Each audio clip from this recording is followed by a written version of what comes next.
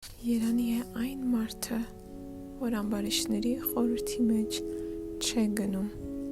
և մեղավորների ճանապարհի մեջ չէ կանգնում և ծաղր անողների աթոռի վրա չէ նստում, այլ նրա կամքը Տիրոջ օրենքի մեջ է և ցերեկ ու գիշեր